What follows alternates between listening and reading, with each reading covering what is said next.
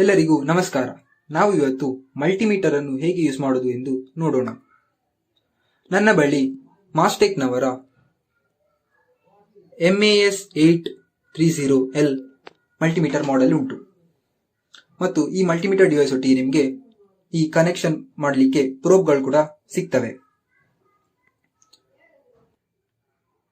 ಇದು middle socket common ಅಂತ ಬರೆದಿದ್ದಾರೆ. ಇಲ್ಲಿಗೆ ನಮ್ಮ ಬ್ಲ್ಯಾಕ್ ವೈರ್ ಹೋಗ್ತದೆ ಮತ್ತು ರೆಡ್ ಪ್ರೋಬ್ ಅನ್ನು ಈ ಎರಡು ಸಾಕೆಟ್ಗಳಲ್ಲಿ ಎಲ್ಲಿ ಹಾಕುವುದು ಎಂದು ನಾವು ಚೂಸ್ ಮಾಡಬೇಕು. ಆಲ್ಮೋಸ್ಟ್ ಎಲ್ಲ ಮೆಜರ್ಮೆಂಟ್ ಮಾಡುವಾಗ ರೆಡ್ ಪ್ರೋಬ್ ಇಲ್ಲಿ ಇರುತ್ತದೆ. ಯಾವಾಗ ನಮಗೆ 200 ಮಿಲಿಯಮ್ಸ್ ಗಿಂತ ಜಾಸ್ತಿ ಕರೆಂಟ್ ಅನ್ನು ಮೆಷರ್ ಮಾಡಬೇಕು, ಆಗ ಮಾತ್ರ ನಾವು ರೆಡ್ ನಾಬ್ ಅನ್ನು ಇಲ್ಲಿ ಹಾಕ್ತೇವೆ. ಈಗ ಇಲ್ಲಿ ಕೆಲವು ಸ್ಪೆಸಿಫಿಕೇಶನ್ ಬರೆದಿದ್ದಾರೆ. ಸೊ ಇದು ಇಲ್ಲಿ ನೀವು ರೆಡ್ ನಾಬ್ ಅನ್ನು ಹಾಕಿದ್ರೆ ಅದು 200 ಮಿಲಿಯಮ್ಸ್ ಮತ್ತು 250 ವೋಲ್ಟ್ ಫ್ಯೂಸ್ಡ್. ಸೊ 200 ಮಿಲಿಯಮ್ಸ್ ಗಿಂತ ಜಾಸ್ತಿ ಕರೆಂಟ್ ಅನ್ನು ಮೆಷರ್ ಮಾಡಲಿಕ್ಕೆ ಟ್ರೈ ಮಾಡಿದ್ರೆ ಇದರ ಒಳಗಿರುವ 200 ಮಿಲಿಯಮ್ಸ್ ನ ಫ್ಯೂಸ್ ಬ್ಲೋ ಆಗ್ತದೆ ಮತ್ತು ಅದು ಬ್ಲೋ ಆದರೆ ನೀವು ಅದನ್ನು ರಿಪ್ಲೇಸ್ ಮಾಡಬೇಕಾಗ್ತದೆ. ಅದೇ 200 ಮಿಲಿಯಮ್ಸ್ ಗಿಂತ ಜಾಸ್ತಿ ಕರೆಂಟ್ ಅನ್ನು ಮೆಷರ್ ಮಾಡೋದಾದ್ರೆ ನೀವು ರೆಡ್ ನಾಬ್ ಅನ್ನು ಇಲ್ಲಿ ಪ್ಲಗ್ ಮಾಡ್ತೀರಿ ಮತ್ತು ಇದರ ಇರೋ fuse 10 amps fuse. So 10 amps ತನಕ ಮೆಷರ್ ಮಾಡುವಾಗ ಮಾಡಬಹುದು ಮತ್ತು ಅದಕ್ಕಿಂತ ಜಾಸ್ತಿ ಮೆಷರ್ ಮಾಡಿದ್ರೆ 10 ಆಂಪ್ಸ್ ಫ್ಯೂಸ್ ಕೂಡ ಬ್ಲೋ ಆಗ್ತದೆ. ಸೊ ಈಗ ನಾವು ಇದರ ಫೀಚರ್ಗಳನ್ನು ನೋಡುವ. ಇದು ಬ್ಯಾಕ್ ಲೈಟ್ ಬಟನ್, ಇದು ಹೋಲ್ಡ್ ಬಟನ್. ಇದು ಡೇಟಾವನ್ನು ಡಿಸ್ಪ್ಲೇಯಲ್ಲಿ ನೀವು ಹೋಲ್ಡ್ ಬಟನ್ ಪ್ರೆಸ್ ಮಾಡಿದಾಗ ಯಾವ ವ್ಯಾಲ್ಯೂ ಇರ್ತದೋ ಅದೇ ವ್ಯಾಲ್ಯೂವನ್ನು ಡಿಸ್ಪ್ಲೇಲಿ ಹೋಲ್ಡ್ ಮಾಡಿರ್ತದೆ. ನೆಕ್ಸ್ಟ್ ಇಲ್ಲಿ ನೀವು ಈ ನಾಬ್ ಅನ್ನು ನೋಡ್ಬೋದು. ಇದನ್ನು ನಾವು ಹೀಗೆ ರೊಟೇಟ್ ಮಾಡ್ಬೋದು ಮತ್ತು ಇಲ್ಲಿ ಮೆಷರ್ ಮಾಡಲಿಕ್ಕೆ ಕೆಲವು ರೀಜನ್ಗಳುಂಟು. ಸೊ ಇದು ಇಲ್ಲಿಂದ 600 ಇಂದ 200 ಮಿಲಿ ತನಕ ಇದು DC ವೋಲ್ಟೇಜ್ ರೀಜನ್. ಸೊ ಈ ಸಿಂಬಲ್ ನೋಡ್ಬೋದು, ವಿ ಮತ್ತು ಡ್ಯಾಶ್ ಲೈನ್ ಉಂಟು. ಸೊ ಇದು ಡಿಸಿಗೆ ಸಿಂಬಲ್, DC ವೋಲ್ಟೇಜ್. ಅದೇ ಇಲ್ಲಿ ನೋಡಿ ನೀವು 600 ಇಂದ 200 ತನಕ ಇದು ವೋಲ್ಟೇಜ್, AC ವೋಲ್ಟೇಜ್. ಅದೇ ಇಲ್ಲಿ ಬಂದರೆ ಇಲ್ಲಿ 200 ಮೈಕ್ರೋ ಇಂದ 10 ಆಂಪ್ಸ್ ತನಕ ಇದು ಕರೆಂಟ್ ರೀಜನ್. ಈ ಮಲ್ಟಿಮೀಟರ್ DC ಕರೆಂಟ್ ಅನ್ನು ಮಾತ್ರ ಮೆಷರ್ ಮಾಡ್ತದೆ. ಇನ್ನು ಕಾಸ್ಟ್ಲಿ ಮಲ್ಟಿಮೀಟರ್ಗಳು AC ಕರೆಂಟ್ ಅನ್ನು ಕೂಡ ಮೆಷರ್ ಮಾಡ್ತವೆ. ಸೊ 200 ತನಕ ಆದ್ರೆ ನೀವು ಈ ಸಾಕೆಟ್ ಅನ್ನು ಯೂಸ್ ಮಾಡ್ತೀರಿ. 10 ಆಂಪ್ಸ್ ರೇಂಜ್ ಕರೆಂಟ್ ಮೆಷರ್ ಮಾಡೋದಾದ್ರೆ ಮಾತ್ರ ಈ ಸಾಕೆಟ್ ಅನ್ನು ಯೂಸ್ ಮಾಡ್ತೀರಿ. ನೆಕ್ಸ್ಟ್ ಈ ರೀಜನ್ ರೆಸಿಸ್ಟೆನ್ಸ್ ಮೆಷರ್ ಮಾಡಲಿಕ್ಕೆ ಸಿಂಬಲ್ ಓಮ್ ಅಂತ ಉಂಟು. ಅದು 200 ಇಂದ 2 ಮೆಗಾ ತನಕ ಉಂಟು ರೆಸಿಸ್ಟೆನ್ಸ್ ಮೆಷರ್ ಮಾಡಲಿಕ್ಕೆ. ನೆಕ್ಸ್ಟ್ ಇಲ್ಲಿ ಇದೇ ರೀಜನ್ ಅಲ್ಲಿ ನೀವು 2K ಅಲ್ಲಿ ಇಟ್ಟರೆ ನೀವು ಡಯೋಡ್ನ ಫಾರ್ವರ್ಡ್ ವೋಲ್ಟೇಜ್ ಡ್ರಾಪ್ ಅಥವಾ ನೀ ವೋಲ್ಟೇಜ್ ಅನ್ನು ಕೂಡ ಫೈಂಡ್ ಮಾಡಬಹುದು. ಇದು ಕಂಟಿನ್ಯೂಟಿ ಟೆಸ್ಟರ್, ಯಾವುದೇ ಎರಡು ಪಾಯಿಂಟ್ಗಳು ಕನೆಕ್ಟ್ ಆಗಿದಾ ಇಲ್ಲೋ ಅಂತ ಚೆಕ್ ಮಾಡಲಿಕ್ಕೆ. ನೆಕ್ಸ್ಟ್ ಇದು HFE, ಇದು ಟ್ರಾನ್ಸಿಸ್ಟರ್ನ collector to base current gain find ಮಾಡಲಿಕ್ಕೆ. ಮತ್ತು ನೀವು ಟ್ರಾನ್ಸಿಸ್ಟರ್ ಅನ್ನು ಇಲ್ಲಿ ಪ್ಲಗ್ ಮಾಡ್ತೀರಿ. ಸರಿ, ಈಗ ನಾವು ವೋಲ್ಟೇಜ್ ಮೆಷರ್ಮೆಂಟ್ ಮಾಡುವ. ನನ್ನ ಬಳಿ ಇಲ್ಲಿ ಒಂದು ಸಿಂಪಲ್ ಸರ್ಕ್ಯೂಟ್ ಇದೆ ಮತ್ತು ಇಲ್ಲಿ ನಾನು 5 ವೋಲ್ಟ್ ಸಪ್ಲೈ ಅಂತ ತಗೊಂಡಿದ್ದೇನೆ. ವೋಲ್ಟೇಜ್ ಮೆಷರ್ ಮಾಡುವಾಗ ನಮ್ಮ ರೆಡ್ ಪ್ರೋಬ್ ಈ ಸಾಕೆಟ್ ಅಲ್ಲಿ ಇರಬೇಕು. ಈಗ ನಾವು ಈ ಪ್ರೋಬ್ ಇಂದ ವೋಲ್ಟೇಜ್ ಹೇಗೆ ಮೆಷರ್ ಮಾಡೋದು ಅಂತ ನೋಡೋಣ. ಮೊದಲಿಗೆ ನಾವು ನಾಬ್ ಅನ್ನು DC ವೋಲ್ಟೇಜಿಗೆ ಸೆಟ್ ಮಾಡಬೇಕು. ಯಾವಾಗಲೂ ಸೇಫ್ ಸೈಡ್ ಅಲ್ಲಿ ಇರಲಿಕ್ಕೆ ನಿಮಗೆ ಸಪ್ಲೈ ವೋಲ್ಟೇಜ್ನ ರೇಂಜ್ ಎಷ್ಟು ಅಂತ ಗೊತ್ತಿಲ್ಲದಿದ್ದರೆ ಯಾವಾಗಲೂ ಹೈಯೆಸ್ಟ್ ರೇಂಜ್ ಇಂದ ಶುರು ಮಾಡಿ. ಸೊ ಇಲ್ಲಿ DC ವೋಲ್ಟೇಜ್ ಅಲ್ಲಿ ಹೈಯೆಸ್ಟ್ ರೇಂಜ್ ಇರೋದು 600. ಸೊ ನಾನು ಅದನ್ನು 600ಗೆ ಇಡ್ತೇನೆ. ವೋಲ್ಟೇಜ್ 0 ಅಂತ ತೋರಿಸ್ತಾ ಉಂಟು. ಈಗ ನಾನು ಈ ಪ್ರೋಬ್ ಇಂದ ಈ ಎರಡು ರೆಸಿಸ್ಟರ್ಗಳ ನಡುವಿನ ವೋಲ್ಟೇಜ್ ಡಿಫರೆನ್ಸ್ ಅನ್ನು ಚೆಕ್ ಮಾಡ್ತೇನೆ. ವೋಲ್ಟ್ ಮೀಟರ್ ಅನ್ನು ಯಾವಾಗಲೂ ಡಿವೈಸ್ನ ಪ್ಯಾರಲಲ್ ಆಗಿ ನೋಡಬೇಕು. ಅಂದ್ರೆ ಇದನ್ನು ನಾನು ಸಪ್ಲೈನ ಪ್ಯಾರಲಲ್ ಆಗಿ ವೋಲ್ಟೇಜ್, ಸೊ ಅದು ಇಲ್ಲಿ ವೋಲ್ಟೇಜ್ ಅನ್ನು 0034 ಅರೌಂಡ್ ಅಲ್ಲಿ ತೋರಿಸ್ತುಂಟು. ಸೊ ನಮಗೆ ಈಗ ಒಂದು ಅಂದಾಜು ಸಿಕ್ಕಿದೆ. ಇದು ಈ ರೇಂಜ್ ಅಲ್ಲಿ 600 ಗಿಂತ ಕಮ್ಮಿ ಇದೆ, 200 ಗಿಂತ ಕೂಡ ಕಮ್ಮಿ ಇದೆ, 20 ಗಿಂತ ಕಮ್ಮಿ ಇದೆ, 2 ಗಿಂತ ಜಾಸ್ತಿ ಇದೆ. ಸೊ ಅದಕ್ಕೆ ನಾವು ಸೀದಾ 20ಗೆ ಬರುವ.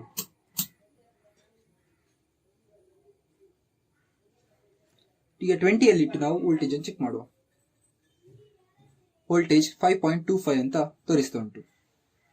ಅದೇ ನೀವು 2ಗೆ ಹೋದ್ರೆ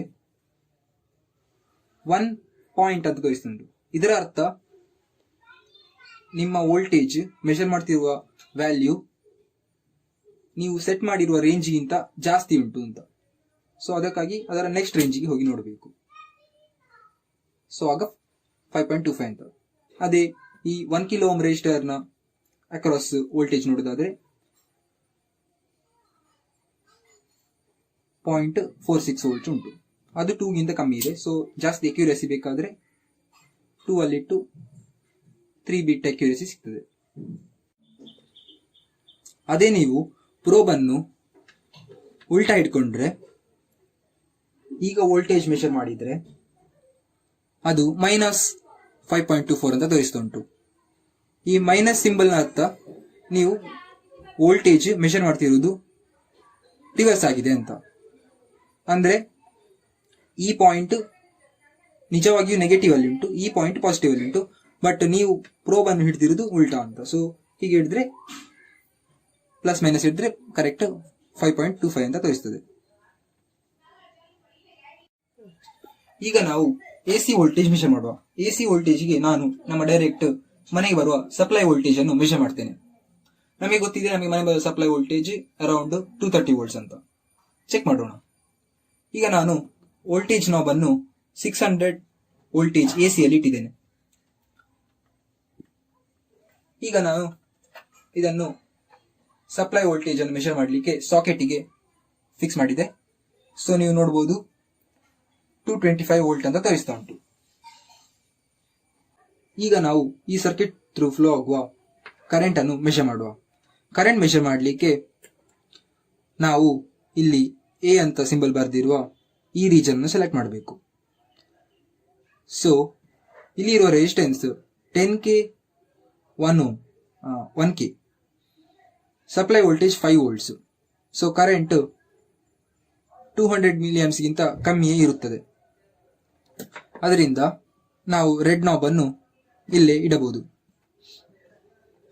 ಈಗ ನಾನು ಡಯಲ್ ಅನ್ನು ಯಾವಾಗಲೂ ನಾವು ಸೇಫ್ ಸೈಡ್ ಅಲ್ಲಿ ಇರಲಿಕ್ಕೆ ಹೈಯೆಸ್ಟ್ ರೇಂಜ್ ಅನ್ನು ಸೆಲೆಕ್ಟ್ ಮಾಡಬೇಕು. ಇದರಲ್ಲಿ ಹೈಯೆಸ್ಟ್ ರೇಂಜ್ 200 ಮಿಲಿಯಮ್ಸ್. ನಾವು 10 amps ಗೆ ಹೋಗಬಹುದು, ಬಟ್ ನಮ್ಗೆ ಗೊತ್ತು 10 amps ಗಿಂತ ಕಮ್ಮಿ ಇರ್ತದೆ ಅಂತ, ಅಂದ್ರೆ 200 ಗಿಂತ ಕಮ್ಮಿ ಇರ್ತದೆ ಅಂತ, ಅದಕ್ಕೆ ನಾವು 200 ಅನ್ನು ಮ್ಯಾಕ್ಸಿಮಮ್ ತಗೊಂಡಿದ್ದೇವೆ. ಸೊ ಕರೆಂಟ್ ಮೆಷರ್ ಮಾಡೋದು ಯಾವಾಗಲೂ ನಾವು ಕರೆಂಟ್ ಅನ್ನು ಸೀರೀಸ್ ಅಲ್ಲಿ ಮೆಷರ್ ಮಾಡ್ತೇವೆ. ಆದ್ರಿಂದ ಇಲ್ಲಿ ಕರೆಂಟ್ ಮೆಷರ್ ಮಾಡಬೇಕಾದ್ರೆ ಪ್ಯಾರಲಲ್ ಅಲ್ಲಿ ಮೆಷರ್ ಮಾಡಿದ್ರೆ ಸಪ್ಲೈ ಅನ್ನು ಶಾರ್ಟ್ ಆಗ್ತದೆ ಮತ್ತು ಇಲ್ಲಿರುವ ಫ್ಯೂಸ್ ಬ್ಲೋ ಆಗೋ ಚಾನ್ಸಸ್ ಉಂಟು. ಅದಕ್ಕೆ ಯಾವಾಗಲೂ ಕರೆಂಟ್ ಮೆಷರ್ ಮಾಡುವಾಗ, ಕರೆಂಟ್ ರೀಜನ್ ಅಲ್ಲಿ ವರ್ಕ್ ಮಾಡುವಾಗ ಸ್ವಲ್ಪ ಕೇರ್ಫುಲ್ ಆಗಿರಬೇಕು. ಯಾವಾಗಲೂ ಸೀರೀಸ್ ಅಲ್ಲಿ ನೀವು ಕನೆಕ್ಟ್ ಮಾಡಬೇಕು ಮತ್ತು ತಪ್ಪಿ ಕೂಡ ಸಪ್ಲೈನ ಪ್ಯಾರಲಲ್ ಆಗಿ ಮೆಷರ್ ಮಾಡಲಿಕ್ಕೆ ನೋಡಬೇಡಿ. ಸೊ ಈಗ ನಾನು ಈ ಸರ್ಕ್ಯೂಟ್ ಅನ್ನು ಓಪನ್ ಮಾಡ್ತೇನೆ.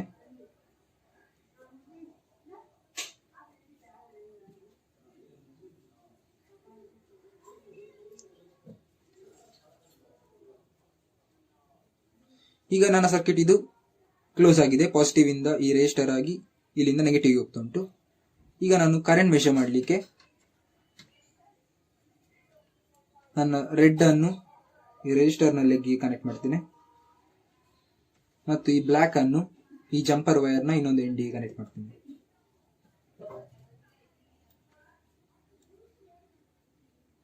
ಈಗ ನೀವು ಅಲ್ಲಿ ನೋಡಬಹುದು, ಅದು ಕರೆಂಟ್ ಅನ್ನು 0.3 ಅಂತ ತೋರಿಸ್ತುಂಟು.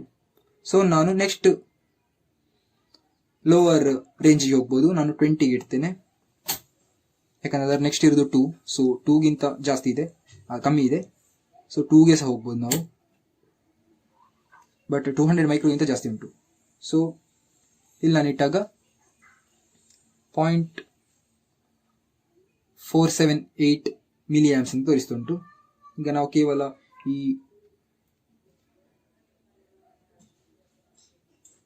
10 ಕಿಲೋ ಓಮ್ ಅನ್ನು ಬೈಪಾಸ್ ಮಾಡುವ. ಸೊ ನಾನು ಸಪ್ಲೈಯನ್ನು 1 ಕಿಲೋ ಓಮಿಗೆ ಕನೆಕ್ಟ್ ಮಾಡ್ತೇನೆ. ಈಗ ನಾವು ಕರೆಂಟನ್ನು ಎಷ್ಟು ಅಂತ ನೋಡುವ. ರೇಂಜನ್ನು ನಾನು 20 ಮಿಲಿ ಆಂಪ್ಸ್ ಇಡ್ತೇನೆ.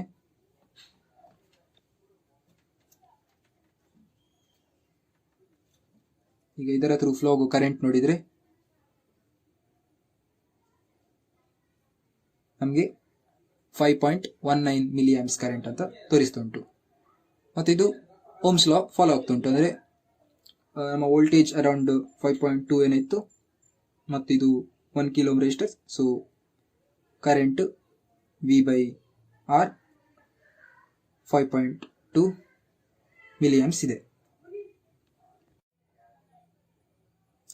ಈಗ ನೆಕ್ಸ್ಟ್ ನಾವು ರೆಸಿಸ್ಟೆನ್ಸ್ ಮೆಷರ್ ಮಾಡುವ. ರೆಸಿಸ್ಟೆನ್ಸ್ ಮೆಷರ್ ಮಾಡಲಿಕ್ಕೆ ನಾವು ಈ ರೀಜನ್ ಅನ್ನು ನಾಬ್ ಅನ್ನು ಇಡಬೇಕು. ಸೊ ನನ್ನ ಬಳಿ ಇಲ್ಲಿ 2 ರೆಸಿಸ್ಟರ್ ಇದೆ, 10 ಕಿಲೋ ಓಮ್ ಮತ್ತು 1 ಕಿಲೋ ಓಮ್. ಸೊ ನಾನು ಇದನ್ನು ಮೆಷರ್ ಮಾಡ್ತೇನೆ. ಸೊ ನನ್ನ ನಾಬ್ ಅನ್ನು ಫಸ್ಟ್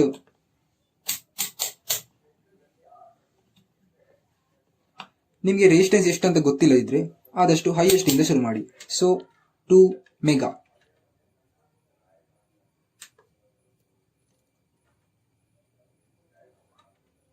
ರೆಸಿಸ್ಟೆನ್ಸ್ ನ ಪ್ಯಾರಲಲ್ ಆಗಿ ಪ್ರೋಬ್ಸ್ ಅನ್ನು ಕನೆಕ್ಟ್ ಮಾಡಿದಾಗ ಅದು 0. ತುಂಬಾ ಸಣ್ಣ ವ್ಯಾಲ್ಯೂ ಅಂತ ತೋರಿಸ್ತುಂಟು.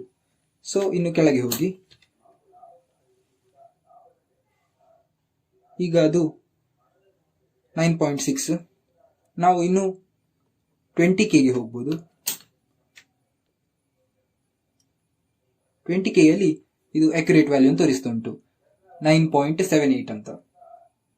ಸೊ ಇದು 10 kilo ohm resistor. Next 1 kilo ohm resistor ನಾವು ರೆಸಿಸ್ಟೆನ್ಸ್ ಚೆಕ್ ಮಾಡುವ. ಇದು 0.96 ಕಿಲೋ ಓಮ್ ಅಂತ ತೋರಿಸ್ತುಂಟು. ನಾವು 2K ಗೆ ಬರ್ಬೋದು. 0.978 ನಿಯರ್ಲಿ 1 ಕಿಲೋ ಓಮ್ ರೆಸಿಸ್ಟೆನ್ಸ್ ಇದೆ. ಇದು 100 ಓಮ್ ರೆಸಿಸ್ಟರ್.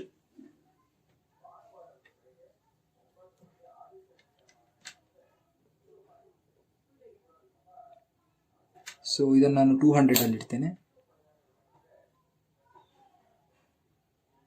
96.7 ಓಮ್ಸ್.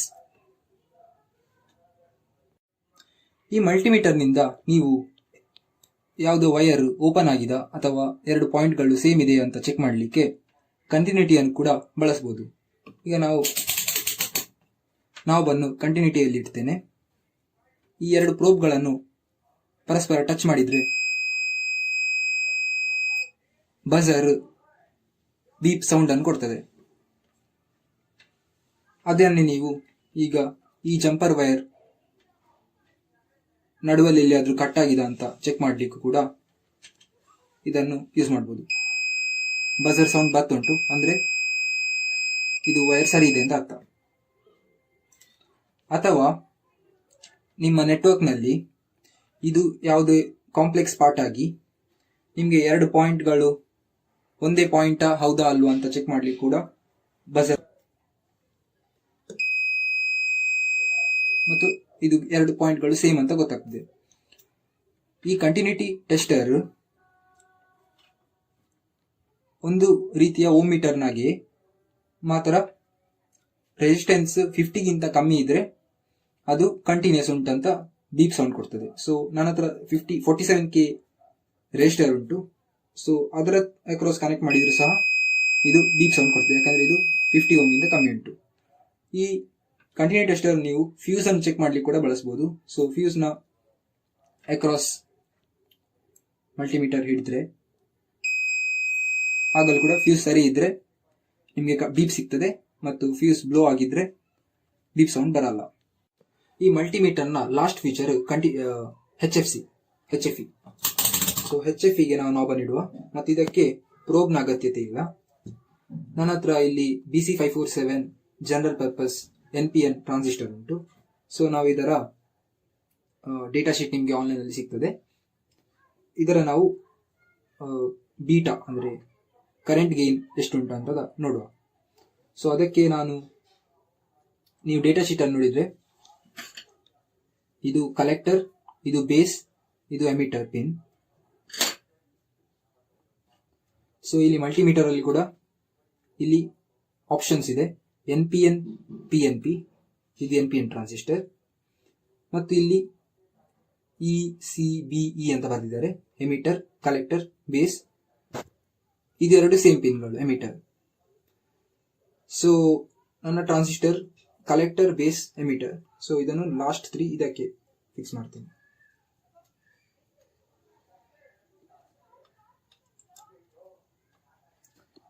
ಹೀಗೆ ಇದನ್ನು ಪುಷ್ ಮಾಡಿಟ್ರೆ ಆಯಿತು. ಮತ್ತು ಇದು 333 ಅಂತ ಹೇಳ್ತಾ ಉಂಟು. ಅಂದರೆ beta is equal to IC/IB value 333 ಉಂಟು.